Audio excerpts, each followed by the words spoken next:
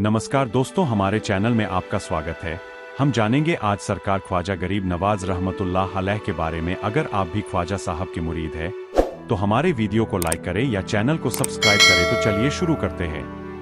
भारत की धरती पर प्रेम, करुणा और इंसानियत का संदेश फैलाने वाले महान सूफी संतों में ख्वाजा गरीब नवाज का नाम सबसे ऊपर लिया जाता है। वे केवल मुसलमानों के ही नहीं बल्कि सभी धर्मों के लोगों के लिए श्रद्धा के प्रतीक है।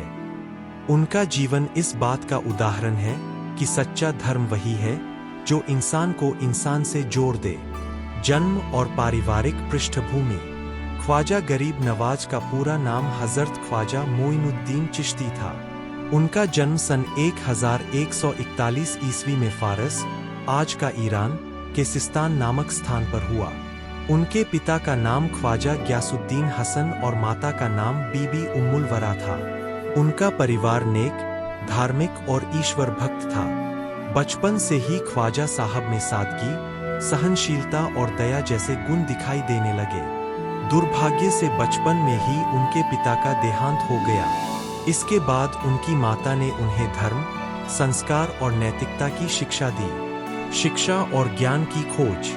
युवावस्था में ख्वाजा साहब ने कुरान, हदीस, फिक्र और इस्लामी ज्ञान की शिक्षा प्राप्त की। वे बहुत बुद्धिमान और गंभीर स्वभाव के थे, लेकिन उनका मन सांसारिक सुखों में नहीं लगता था।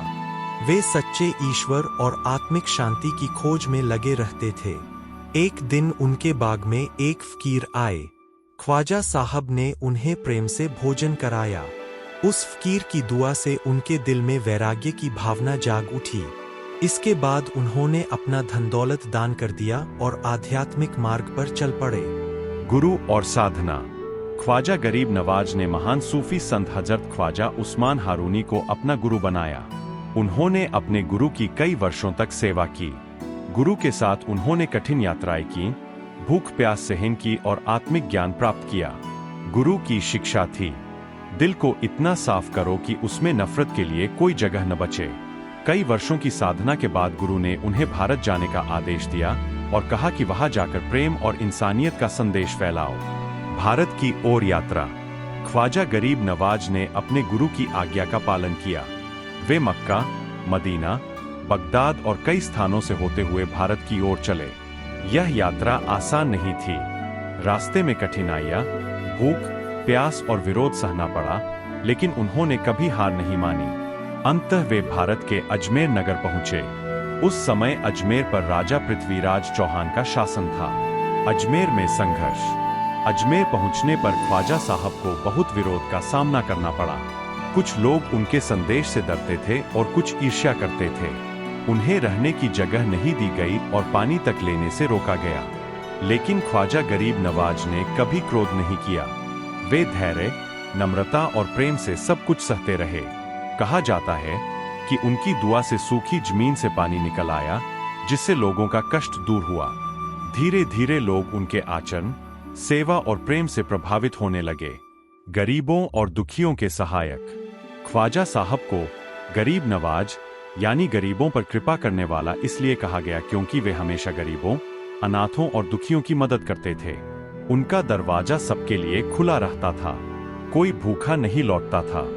वे कहते थे, जो खुद भूखा रहकर दूसरों को खिलाए वही सच्चा इंसान है।